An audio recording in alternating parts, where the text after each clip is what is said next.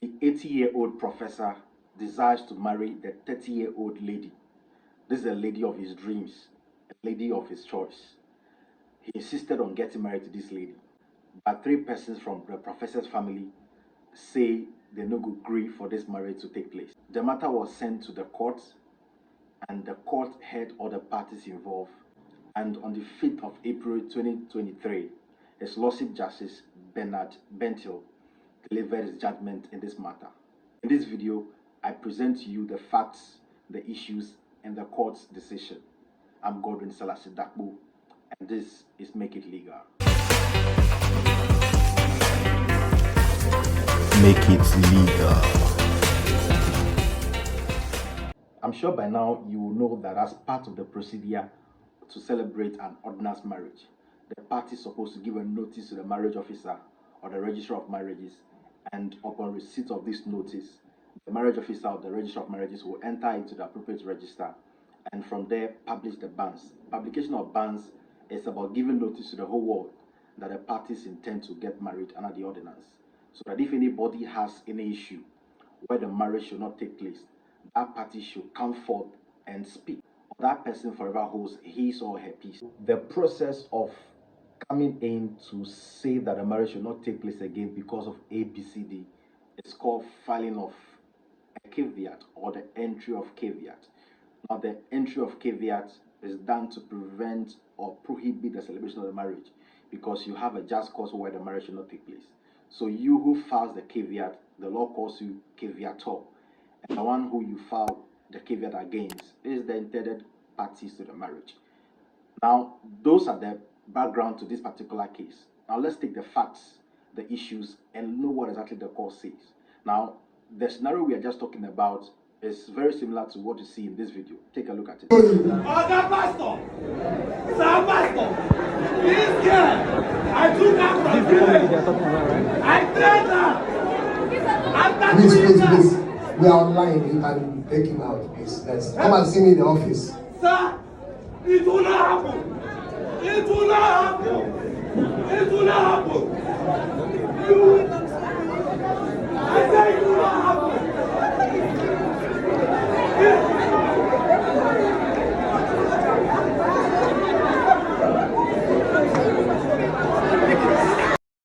We saw in that video that the gentleman, came to the church and said that he will not agree to the celebration of the marriage between the lady and the gentleman. It's quite a scene created there, but I mean, that is a sign that somebody is caveating the marriage. Somebody is saying that no way should this lady go ahead and marry that gentleman. It happens, and when it happens like that, the process is to be taken further until the court resolves it. So in this case, the court has actually resolved it, and I want us to pay a very close attention to the facts, the issues, and the court's decision. So what are the facts of this case? Now, the facts are that Professor Dominic Kweku Fobih is a professor, he's 80 years of age, and he wants to marry a lady who is called Mary Nyamiche. And it was a marriage under the ordinance, and by now you know what marriage under the ordinance is. If you don't know, please look out for my video on is your ordinance marriage truly valid? This video, look out for it. I'll leave the link right in the description section. Please check it out and then watch that video and understand more about ordinance marriages and find out whether or not your ordinance marriage is valid. So the professor's decision to marry Mary was met with a lot of opposition. Three persons notably were not in favor of the marriage. One of them is professor's own son, Dr. Nick Fobih, and the professor's own nephew. And then one other person, who is Beatrice Boatin. They came forward and said that, you know what, this marriage should not take place because of several reasons. Now, listen to some of the reasons they gave as a basis to object to the celebration of the marriage by Professor and Mary. The first reason they gave was that Professor was recently suffering from stroke, and as a result of that stroke or ill health, he's always been unable to make very sound decisions. He's not reasoning properly, so they say. And because of that, they believe strongly that his decision to get married to Mary was influenced from that standpoint of someone who is not able to make a decision well. So they think that because of that, that decision has to be relooked at. That is their first reason. The second reason is that they said that no, looking at someone who is 80 years, desiring to marry someone who is 30 years, something certainly is wrong with it.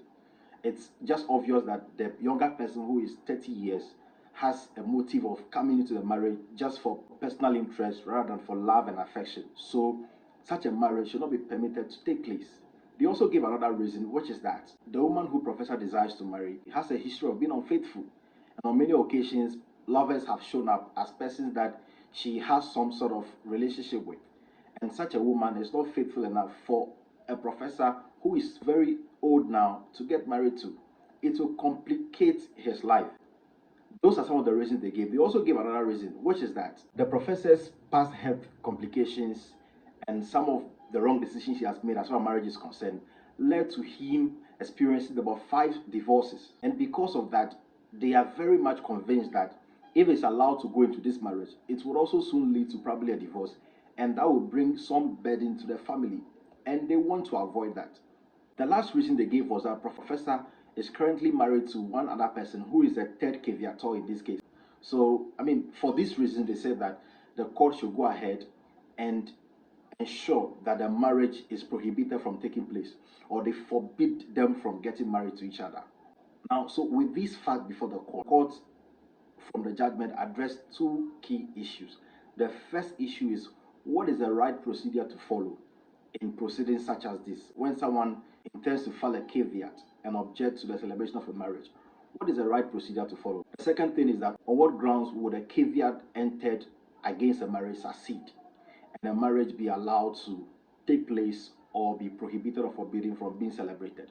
So what exactly was the court decision? Now, the court, first of all, clarifies that as far as the first issue is concerned, which is the issue having to do with the procedure for removal or the sustenance of a caveat or objection that is filed by someone against celebration of the marriage, the court says that fine, this procedure is part of the laws of Ghana and is provided for by a law called the Marriages Act of 1884 to 1985. That is a law that governs the procedure for caveats or for filing caveats against celebration of marriages. So according to this law, the procedure is that a party who is desiring to, object to the celebration of the marriage will have to first notify the registrar of marriages or the marriage officer. And when the marriage officer receives the notice like that, he is under duty to forward it straight to a high court judge. But the mistake they made initially was that they forwarded this case to the Chief Justice herself to resolve it. The Chief Justice does not have the power under the law to resolve this matter at that stage. It is the matter that has to be forwarded to the High Court judge, at the region where the caveat is filed against the party celebration of the marriage. So it must be forwarded from the Registrar of Marriages to the High Court judge. Now, what it means is that if you are celebrating the marriage in the church and the announcement is being made in church, a party who intends to caveat the marriage, who intends to say that this marriage should not take place because of ABCD reasons, must first speak to the leader of the church, and the leader of the church would have the information forwarded to the registrar of marriages or the marriage officer in the district where they are celebrating the marriage. And the registrar of marriages in that district, or the one who receives the notice of the caveat, will forward it to the High Court judge in the region. If the High Court judge receives the notice of the caveat from the registrar of marriages, the High Court judge is to look at it. If, in the opinion of the judge, there is a reasonable basis to hear the parties, he would invite the parties to come. But if there's no reasonable grounds for the marriage to be stopped or prohibited from being celebrated, the High Court judge will go ahead straight away and remove the caveat and order that the marriage be celebrated. And that ends it without inviting the party. But where the High Court judge thinks that there are substantive issues at stake that must be heard, they will invite the parties to be heard, and the parties will be heard by filing their various affidavits deposing to the facts and the basis of their objection. When they all file their respective affidavits in support of whatever claims they have to make, the court will determine the matter summarily, and this means that they will call them and just hear the facts based on the affidavit they filed. They will not go through a lengthy process of going to trial, cross-examinations and all of that, as lawyers often do. They will just call the parties with their lawyers and hear them based on the document they file. If there are other evidences they intend to bring on board to demonstrate that Yes, they are very much fortified in their belief that the marriage should not take place, or they are so convinced that it should take place. They are allowed to file those processes by affidavit, and then the court hear them and make its determination. Now, when the court is making a determination, two things: the court could say that, you know what, I have reviewed all the evidence. I don't think there is a legal ground for the marriage to be stopped or for the celebration of the marriage to be prohibited, and therefore I will compensate intended couples for the embarrassment you've caused them, or for the delay you've caused them, or for the pain you've caused them. I will compensate them. Or I can order you to pay cost for causing them to incur this cost in coming to do litigation. Or the court could also say that, you know what, I have seen that there are legal grounds for the caveat you filed, and because of that, I'm going to prohibit them from marrying. So the court would order that the marriage be prohibited between the two persons. So you oftentimes see notices like that on various court notice board, where they paste it on notice board and write the word forbidden boldly against it. It means that as far as those two persons are concerned, they should not get married because of the basis that the creator might have made known to the court. So that is the court explanation of the procedure involved, and it is the court's way of clarifying to everybody the procedure they should follow. Now, what happens in this case was that they first of all forwarded the matter to the Chief Justice to address, and it was not the proper way. So they had to come back all the way and have the Register of Marriages forwarded to the High Court judge before they went through the process and got a judgment at the end of the day. So that delayed the proceedings a bit, according to the judgment. Now, what was the court's response to the second issue of the celebration of the marriage between the two parties? Should professor be allowed to get married to Mary, or there are indeed legal grounds that exist that would prohibit them from getting married under the ordinance? The court's answer to this question was very simple. The court said that if we are going to prohibit the celebration of the marriage, we must look out for the grounds that will make a marriage, if celebrated, void. In other words, what grounds will render a marriage between Mr. A and Mr. B, or Professor and Mary, to be a void marriage? Let's look out for those grounds as they are stated in the law. And the law is the Marriages Act. So the court listed three of these grounds that when the court finds that they exist, the court will go ahead and declare that a marriage is void.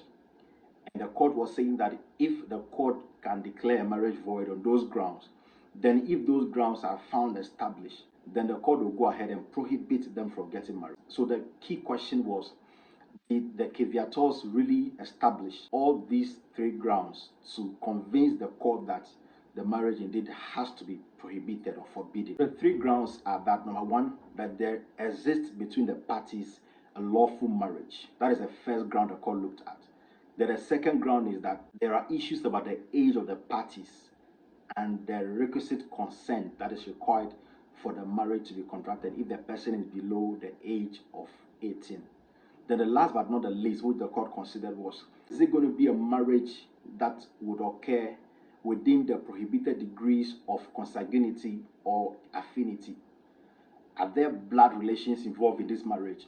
So on the first issue of the marriage age, or the age of the parties and the need for consent, the court said that no, professor is 80 years old and the lady is 30 years old. So the issue of age does not really count because they are all full adults of age. The law did not say that if you are too elderly, you should seek a consent of the family before you get married, or your children or your family members should approve of the marriage. No, the law says that if you're above 18 years, if you're 18 or above, you can enter into a marriage contract or marriage as a contractual relationship and fulfill the obligations that come with it, or marriage as a covenant and live by the terms of that covenant. The second issue has to do with the blood relations.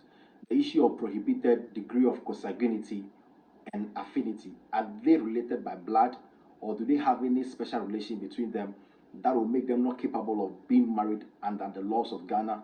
The court said that there was no such evidence before it that the parties are related in any way. So that grounds too is not established. The last ground was the existence of a lawful marriage between the parties. Now, the court found out that even though they alleged that the third caveator, which is Barton Beatrice, has or claimed to have a marriage with Professor, which marriage she claims is subsisting between them, the court was of the view that there is no evidence that was produced before them to establish on the balance of probabilities that that marriage is valid and exists. However, the professor, on the other hand, brought some evidence that sort of explained that there was indeed a marriage between him and Beatrice, but that marriage, as far as he knows, was dissolved before witnesses at the instance of the third caveator, that is Beatrice herself.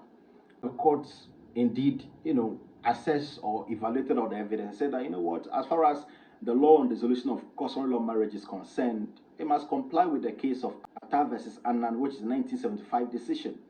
The procedure is laid down in that case. If the dissolution is in accordance with the procedure established in that case, then it is a valid dissolution of customary law, and as such, it will be accepted. And the court was of the view that indeed the marriage was dissolved. The court believed the testimony of the professor as against the testimony of the caveators. So, having evaluated all the evidence and answered all the questions, the court concluded that indeed, maybe the caveators have genuine concerns for caveating the marriage and also seeking to ensure that the professor doesn't go ahead to marry the lady. Those concerns, no matter how genuine they are of moral considerations, and they are not the law. In the judge's own words, he stated it clearly in the following words. Let me read for you to hear. The court, however, is not in a position to give comfort to the moral apprehensions of a family who disapproves of a member's choice of a partner. I cannot, from the judge's seat, convert their fears into a law, no matter how raw and well-founded those fears may be. It is clear to this court that this whole exercise is an overzealous attempt to interfere with an attempt by an adult man to seek what he considers to be his highest happiness, based on real or imagined moral objections. While the caveators are entitled to their moral considerations, the court is not able to lend its authority and fiat to this flight of fancy, which reaches so far as to constitute an abuse of the respondent's rights. With no justifiable grounds in sight, this court sees no reason why the respondents may not be married. The caveat filed by the caveators is hereby removed, and the respondents can therefore go ahead to marry at any time of their choosing. So that was the court's conclusion. The court says that, well, you have genuine concerns for Professor getting married to this lady, but these concerns are not rooted in law.